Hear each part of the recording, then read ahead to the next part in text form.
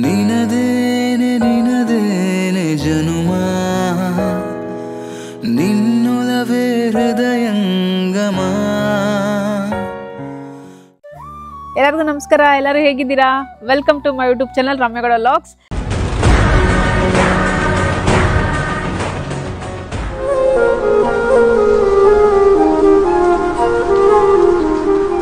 ಇವತ್ತೊಂದು ಟ್ರಾವೆಲ್ ಲಾಗೇ ಆಗಿರುತ್ತೆ. ವೀಕೆಂಡ್ ಬೇರೆ ಬಂದಿದೆ, ಸೊ ಟ್ರಾವೆಲ್ ಮಾಡೋಣ ಮಾಡಿ ಬಂದಿದ್ದೀವಿ. ಎಲ್ಲಿಗೆ ಬಂದಿದ್ದೀವಿ? ಫಸ್ಟ್ ದೇವಸ್ಥಾನಕ್ಕೆ ಹೋಗೋಣ. ಎಲ್ಲೇ ಹೋದ್ರು ಫಸ್ಟ್ ದೇವ್ರ ಕೈ ಮುಗ್ದು ಹೋಗೋಣ ಅಂತ. ಸೊ ಆ ಕಡೆ ನೋಡ್ಬೋದು ನೀವು, ಗುಡ್ಡದ ರಂಗನಾಥ ಸ್ವಾಮಿ ದೇವಸ್ಥಾನಕ್ಕೆ ಬಂದಿದ್ದೀವಿ. ನನ್ನ ಹಿಂದೆ ವ್ಯೂ ಮಾತ್ರ ಸಕ್ಕತ್ತಾಗಿದೆ. ಹಿಮ ಬೇರೆ ಬೀಳ್ತದೆ, ತುಂಬಾನೇ ಚಳಿ ಆಗ್ತದೆ. ಸೊ ಬನ್ನಿ, ನಮ್ಮ ಜರ್ನಿ ಹೆಂಗಿರುತ್ತೆ ಅಂತ ತೋರಿಸ್ತೀನಿ ನಿಮಗೆ ಮುಂದೆ ಮುಂದೆ ಹೋಗ್ತಾ ಹೋಗ್ತಾ. ದೇವಸ್ಥಾನ ಮಾತ್ರ ತುಂಬಾ ಚೆನ್ನಾಗಿದೆ. ಗುಡ್ಡದ ಮೇಲೆ ಇರೋದು ರಂಗನಾಥ ಸ್ವಾಮಿ ದೇವಸ್ಥಾನ. ತುಂಬಾ ಗಾಳಿ ಇದೆ, ಹಿಮ ಬೇರೆ ಬೀಳ್ತಾ ಇದೆ. ಆಂಜನೇಯ ಸ್ವಾಮಿ ನೋಡಿ ಎಷ್ಟು ಚೆನ್ನಾಗಿದೆ, ಪಂಚಮುಖಿ ಆಂಜನೇಯ ಸ್ವಾಮಿ.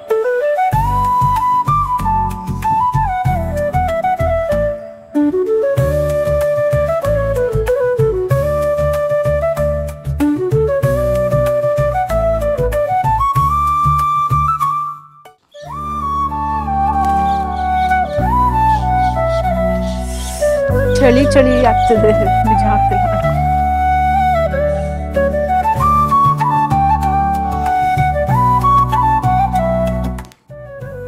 ಆಕ್ಚುಲಿ ದೇವಸ್ಥಾನ ಮಾತ್ರ ನೋಡೋಕೆ ತುಂಬಾನೇ ಚೆನ್ನಾಗಿದೆ. ಬಟ್ ಏನು ಅಂದ್ರೆ ದೇವಸ್ಥಾನ ಓಪನ್ ಆಗಿಲ್ಲ. ದೇವಸ್ಥಾನ ಓಪನ್ ಆಗೋದು 9 ಗಂಟೆಗೆ ಅಂದ್ರು. ಇವಾಗ 6 ಗಂಟೆ ಆಗಿದೆ ಟೈಮು. ಸರಿ, ಇವಾಗ ನಾವ್ ಎಲ್ಲಿಗೆ ಹೋಗ್ತಾ ಇದೀವಿ?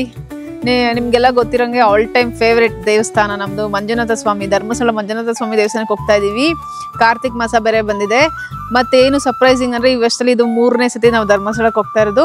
ನೋಡ್ಬೇಕು, ರಶ್ ಎಲ್ಲ ಹೆಂಗಿದೆ ಗೊತ್ತಿಲ್ಲ. ಹೋಗ್ತಾ ನೋಡೋಣ ಬನ್ನಿ, ಎಷ್ಟಿರ್ತಾರೆ ರಶ್, ಏನ್ ಕತೆ ಅಂತ ನೋಡೋಣ. ನೋಡಿ, ಬೆಳಿಗ್ಗೆ ನಿಮ್ ಭರ್ಜರಿ ಬ್ರೇಕ್ಫಾಸ್ಟ್ ಮಾಡ್ತಾ ಇದೀವಿ. ಏನೇನು ಆರ್ಡರ್ ಮಾಡಿದೀವಿ ಅಂತ ತೋರಿಸಿ ಬನ್ನಿ. ನೋಡಿ, ಬಿಸಿಬೇಳೆ ಬಾತ್ ನಂಗೆ, ವಿಯನ್ಗೆ ಪೊಂಗಲ್ಲು, ನನ್ನ ತಮ್ಮಂಗೆ ಪಲಾವ್ ಮತ್ತೆ ಖಾರ ಬಾತ್ ಆರ್ಡರ್ ಮಾಡ್ಕೊಂಡೆ. ಖಾರ ಬಾತ್ತನೇ ಇದು. ಮತ್ತೆ ನಮ್ಮ ಅಮ್ಮಂಗೆ ಮತ್ತೆ ಮಂಜುಗೆ ಆಲ್ ಟೈಮ್ ಫೇವ್ರೆಟ್ ರವೆ ಇಡ್ಲಿ. ನಮ್ಮ daddy as usual idli vada sambar. So ಇವಾಗ ಬ್ರೇಕ್ಫಾಸ್ಟ್ ಮಾಡ್ಬಿಟ್ಟು ಎಲ್ಲರೂ ಹೋಗ್ಬಿಟ್ಟು ಮಲ್ಕೊಂತೀವಿ. ರಾತ್ರಿ ಎಲ್ಲ ನಿದ್ದೆ ಮಾಡಿಲ್ಲ ನಾವು. ನಾನು ವಿಯನ್ ಮಲಗಿದ್ದು ಬಿಗ್ ಬಾಸ್ ನೋಡಿ 11:30, ಎದ್ದಿದ್ದು 3:30. ಸೊ ಇವಾಗ ಹೋಗಿ ಚೆನ್ನಾಗಿ ಊಟ ಅಂದ್ರೆ ಬ್ರೇಕ್ಫಾಸ್ಟ್ ಮಾಡಿ ಮಲ್ಕೊಂತೀವಿ ನಾವು. ಇರಿ ಇನ್ನೊಂದು ಐಟಮ್ ಮಿಸ್ ಆಗಿದೆ, ಈ ಕಡೆ ಬನ್ನಿ. ಇಲ್ಲಿ ನೋಡಿ, ಕೇಸರಿ ಬಾತ್ ವಿಯನ್ಗೆ ಮತ್ತೆ ನನ್ನ ತಮ್ಮನ್ಗೆ ಅಂತ ಆರ್ಡರ್ ಮಾಡ್ಕೊಂಡ್ರೆ. ಬಟ್ ನಾವೆಲ್ಲ ಕೈ ಹಾಕ್ತೀವಿ ಅದರಲ್ಲಿ. ನೋಡ್ಬಿಟ್ಟು ಆಮೇಲೆ ಬಕಾಸೂರ್ ವಂಶದವ್ರು ಅನ್ಕೋಬಿಟ್ರಿ, ಈಚೆ ಬಂದಿದ್ದೀವಿ ಅಂದ್ಬಿಟ್ಟು ಇಷ್ಟೊಂದು ತಿಂತೀವಿ. ಮನೇಲಿ ಹಿಂಗೆಲ್ಲ ತಿನ್ನಲ್ಲ ನಾವು.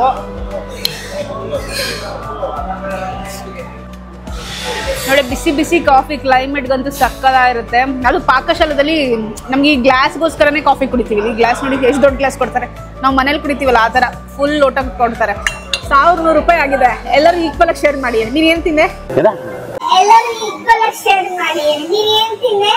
ಯಾವ ಇವೆಲ್ಲ ನಾನು ಒಂದೇ ಒಂದು ಇಡ್ಲಿ. ಯಾಕೆ ಪೊಂಗಲ್ ಶೇರ್ ಮಾಡಿದೆ ತಾನೆ? ಅದು ಟೇಸ್ಟ್ ನೋಡಿ ಅಮ್ಮ, ಅದೆಲ್ಲ ಗೊತ್ತಿಲ್ಲ, ಇರುವ ನಿಮಿಷ. ನೀನ್ ಇಡ್ಲಿ ಎಷ್ಟು ಗೊತ್ತಾ? ರವೆ ಒಂದು 85 ಮತ್ತೆ ಅದಕ್ಕೊಂದು 200 ರೂಪಾಯಿ ಹಾಕೋ. 20 ರೂಪಾಯಿ 70 ರೂಪಾಯಿ ಹಾಕವ್ರೆ. ಎಲ್ಲಿ ನಾವು ಬಡವ್ರು ತಗೊಂಬರೋದು? ನರಿವಿ ಎಲ್ಲ ತೊರಕೆ ತಗೊಂಡು ಪಟ ಪಟ ಪಟ ಹಾಕ್ಬೇಕು ಮುಂಡೆ ಮಕ್ಕಳ್ಕ. ಅಪ್ಪ, ನಿಂದು ಇಡ್ಲಿ ಹೊಡೆದು ಟ್ರಾನ್ಸ್ಫರ್ ಮಾಡು ಫೋನ್ ಪೇ. ದುಡ್ಡಿದ್ಯಾ ಇಲ್ವಾ ನಿನ್ನ ಹತ್ರ?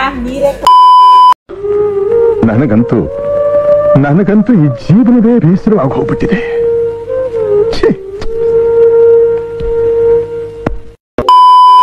ನಮ್ಮ ಬೇಬಿ ಅಪ್ಪ ಹತ್ರ ದುಡ್ಡಿಲ್ವಂತೆ. ಪಾತ್ರೆ ತೊಳೆಕ್ ಹಾಕ್ಬಿಟ್ಟು ಹೋಗೋಣ. ನೋಡು, ಪಾತ್ರೆ ತೊಳ್ಬಿಟ್ಟು ಇಲ್ಲೇ ಇರೋ ಧರ್ಮಸ್ಥಳಕ್ಕೆ ಹೋಗಿ ಬರ್ತೀವಿ ನಾವು. ಆಯ್ತಾ ಮಂಚ ನಿನ್ ಕೊಡಮ್ಮ. ನೀನು 185 ರುಪೀಸ್ ಪೊಂಗಲ್ ತಿಂದಿದ್ದಾನೆ. ಟೇಸ್ಟ್ ಮಾಡಿದೆ ಪೊಂಗಲ್ಲು.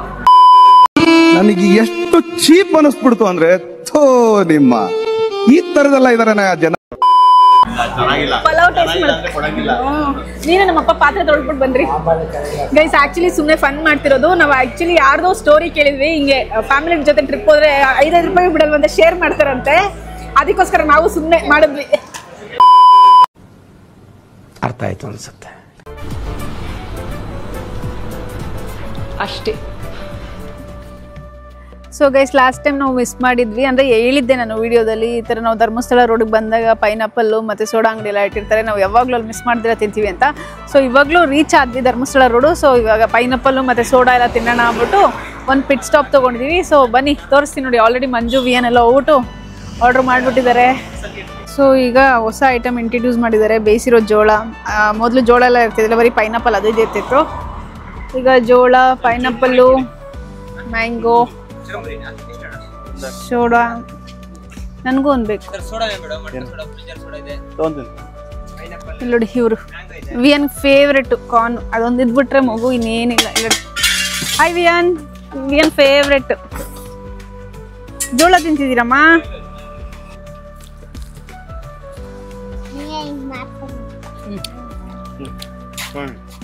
ಚೆನ್ನಾಗಿದೆ. ನನಗೆ ಬೇಲ್ಪುರಿ, ವಿಯನ್ಗೆ ಖಾಲಿಪುರಿ. ವಿಯನ್ಗೆ ಖಾಲಿಪುರಿ, ಅಮ್ಮಗೆ ಬೇಲ್ಪುರಿ.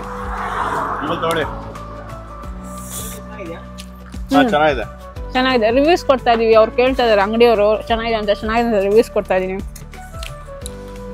ಆಕ್ಚುಲಿ ಕ್ಲೈಮೇಟ್ ಚೆನ್ನಾಗಿದೆ, ಬಟ್ ಅಬೆ ಧರ್ಮಸ್ಥಳನೇ ಹಿಂಗೆ ಅನ್ಸುತ್ತೆ. ಚೆನ್ನಾಗಿದ್ಯಾ? ಏನ್ ತಿಂತಾ ಇದೀಯಮ್ಮ? ಸೌತೆಕಾಯಿ ಚೆನ್ನಾಗಿದ್ಯಾ?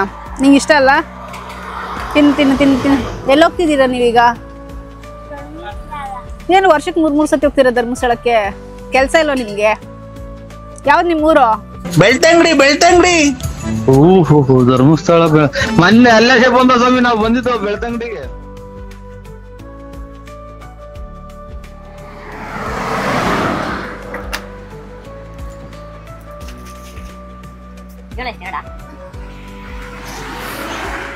फुल जल जोड़ा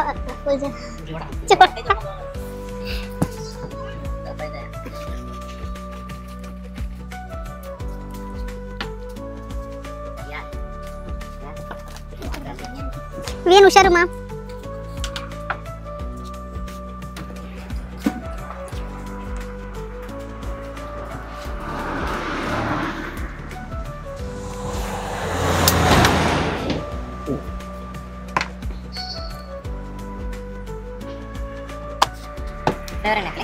ಮ್ಯಾಂಗೋ ಹಾಕ್ಸ್ಕೊಳ್ಳೋಣ?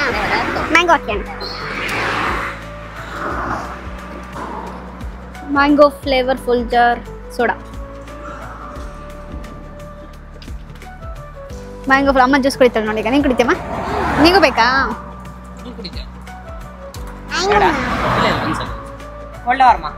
ಕೋಲ್ಡ್ ಖಾರ ಇರುತ್ತೆ. Want to drink? ಆಮೇಲೆ ಲಾಸ್ಟ್ ಟೇಸ್ಟ್ ಏ ಖಾರ ಹಿಂಗೆ ಹಾಕಿ. ಇವಾಗ ಹಿಂಗೆ ಅಂದ್ರೆ ಇವಾಗ ನೋಡ್ಕೊಟ್ರು.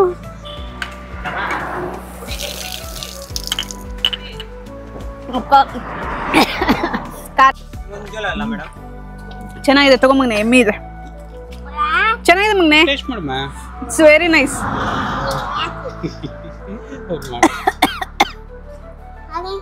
ಅವ್ರ ಎಕ್ಸ್ಪ್ರೆಷನ್ಸ್ ನೋಡಿ ಬೇಬಿ, ಹಿಂಗೆಲ್ಲ ಮಾಡ್ಕೊಂಡ್ಬಿಡ್ತಾಳೆ. ಎಣ್ಣೆ ಹೊಡೆದಂಗೆ.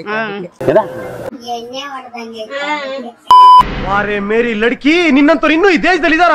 ನೀನ್ ಪಾದ ಜೆರಾಕ್ಸ್ ಮಾಡ್ಕೊಟ್ಬಿಡು. ದಿನ ಸಾಯಂಕಾಲ ಬೆಳಿಗ್ಗೆ ಇಟ್ಕೊಂಡು ಪೂಜೆ ಮಾಡ್ತೀನಿ. ಈಗ ಧರ್ಮಸ್ಥಳ ರೀಚ್ ಆದ್ವಿ ನಾವು. ಆ್ಯಕ್ಚುಲಿ ಸಹ್ಯಾದ್ರಿಲ್ಲ ಹೋಗ್ಬಿಟ್ಟು ರೂಮ್ ಕೇಳಿದ್ವಿ. ರೂಮ್ಗಳಂತೂ ಖಾಲಿನೇ ಇಲ್ಲ. ಕಾರ್ತಿಕ್ ಮಾಸ ಅಲ್ವಾ, ಎಲ್ಲ ಪ್ರೀ ಬುಕ್ ಆಗಿಬಿಟ್ಟಿದೆ. ನಾವು ಹೆಂಗೆ ಅಂದರೆ ನಾವೆಲ್ಲರೂ ಹೋಗ್ಬೇಕಂದ್ರೆ ರಾತ್ರಿ ಪ್ಲಾನ್ ಮಾಡ್ತೀವಿ, ಬೆಳಿಗ್ಗೆ ಎದ್ದು ಬರ್ತಾ ಇರ್ತೀವಿ. ಬಟ್ ಕಾರ್ತಿಕ್ ಮಾಸದಲ್ಲಿ ನಾವು ಧರ್ಮಸ್ಥಳಕ್ಕೆ ಬರ್ತೀವಿ, ರೂಮ್ ಸಿಗುತ್ತೆ. ಧರ್ಮಸ್ಥಳ ರೂಮ್ಗಳು ಅಂದರೆ ಸ್ವಲ್ಪ ಕಷ್ಟನೇ. ಅದಕ್ಕೋಸ್ಕರ ಇವಾಗ ನಾವು ಲಾಸ್ಟ್ ಟೈಮ್ ಫೆಬ್ರವರಿಲಿ ಬಂದಿದ್ವಲ್ಲ, ಅದೇ ಸ್ಟೇನ ಬುಕ್ ಮಾಡ್ಕೊಂಡಿದ್ದೀವಿ. ಈ ಸ್ಟೇದು ನಾನು actually last time room tour ಎಲ್ಲ ಮಾಡಿಲ್ಲ, ಸೊ ನಿಮಗೆ ರೂಮ್ ಟೂರು ತೋರಿಸ್ತೀನಿ.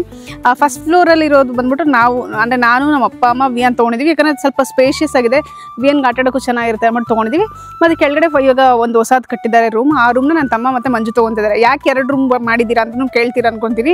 ಯಾಕಂದರೆ ರೂಮ್ಗಳಲ್ಲಿ ಒಂದೊಂದೇ ವಾಶ್ರೂಮ್ ಇರೋದು. ನಾವು 6 ಜನ ಇದ್ದೀವಿ. ರೆಡಿ ಆಗಬೇಕಂದ್ರೆ ತುಂಬ ಲೇಟಾಗಿ ಹೋಗುತ್ತಲ್ಲ, ಅದಕ್ಕೋಸ್ಕರ 2 ರೂಮ್ ತೊಗೊಂಡಿದ್ದೀವಿ. ಅಟ್ಲೀಸ್ಟ್ 2 ವಾಶ್ರೂಮ್ ಇದ್ದರೆ ಬೇಗ ರೆಡಿ ಆಗ್ಬೋದು ಅಂತ, ಅಷ್ಟೇ ರೀಸನು. ಸೊ 2 ರೂಮ್ ತೊಗೊಂಡಿದ್ದೀವಿ. ಸೊ ಬನ್ನಿ ನಿಮಗೆ ಇವಾಗ ರೂಮ್ ಟೂರ್ ಮಾಡ್ತೀನಿ. ಇದು ಬಂದು ಫಸ್ಟ್ ರೂಮ್ ನಾವು ಬುಕ್ ಮಾಡಿರೋದು. ಸೊ ನೋಡಿ ಹೇಗಿದೆ ರೂಮ್, ಸ್ಪೇಷಿಯಸ್ ಆಗಿದೆ. ಸೊ 4 ಜನ ಮಲ್ಕೋಬೋದು. ಬಟ್ ಇದರಲ್ಲಿ ನನ್ನ ತಮ್ಮ ಮಂಜು ಮಾತ್ರ ಮಲ್ಕೊತಾರೆ. ಹಾಗೆ ಹೋದರೆ ವಾಶ್ರೂಮ್.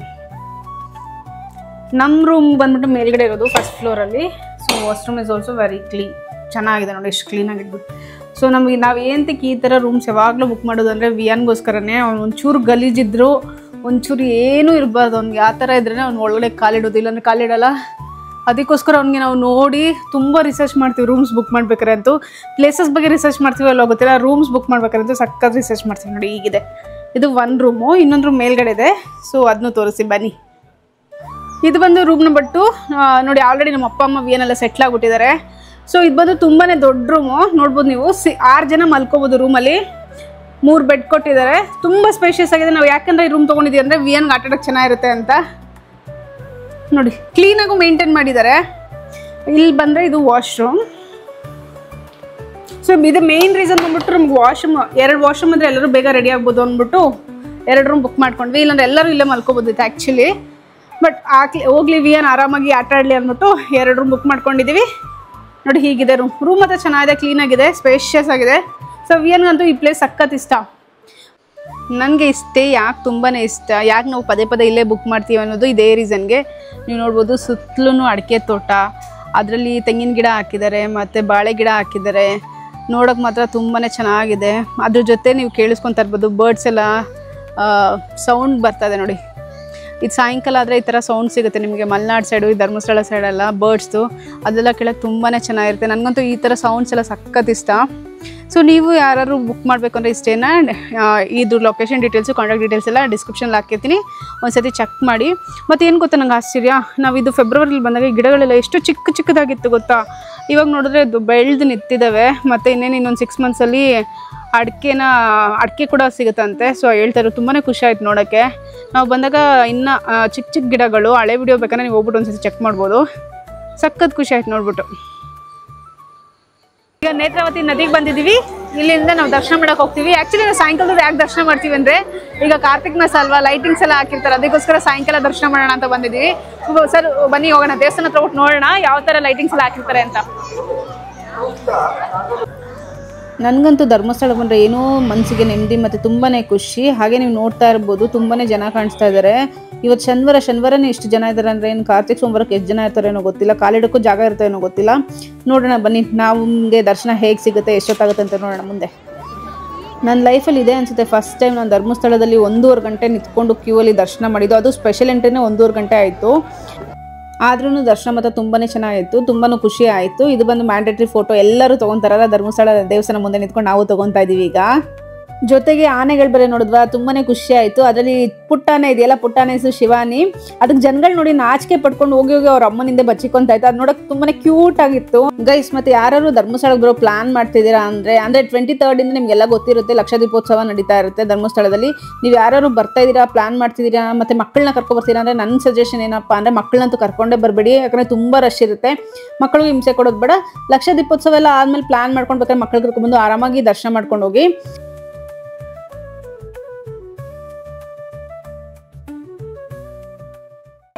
ನಿಮಗೆ ಗೊತ್ತಾ, ಇಲ್ಲಿ ಮೆನ್ಷನ್ ಮಾಡಿರೋ ಟೈಮ್ ಒಳಗಡೆ ನೀವು ಯಾವಾಗಾದ್ರೂ ಬಂದರೂ ನಿಮಗೆ ಊಟ ಸಿಕ್ಕೇ ಸಿಗುತ್ತೆ. ಧರ್ಮಸ್ಥಳದಲ್ಲಿ ಯಾವತ್ತೂ ಊಟ ಶಾರ್ಟೇಜ್ ಆಗಿಲ್ವಂತೆ. ಅವತ್ತಿನ ದಿನ ಎಷ್ಟೇ ಜನ ಬಂದರೂ ಊಟ ಸಿಕ್ಕೇ ಸಿಗುತ್ತೆ, ಮತ್ತು ಊಟ ಕೂಡ ವೇಸ್ಟ್ ಆಗಲ್ವಂತೆ.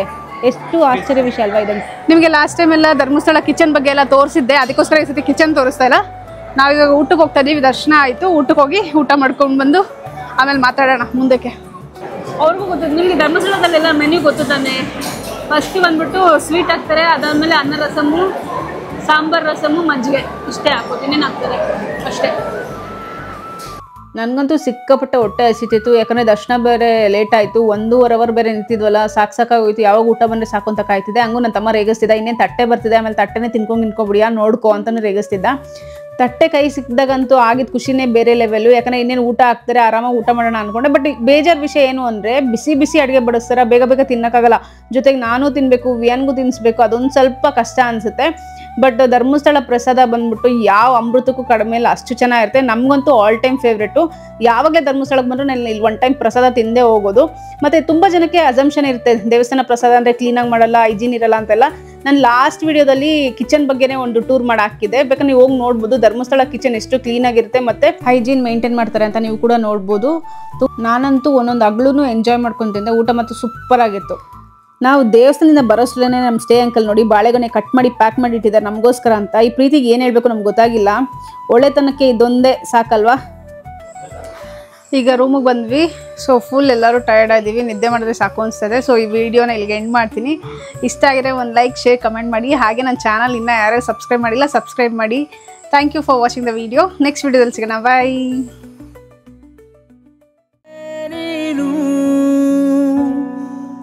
ನಿನ್ನ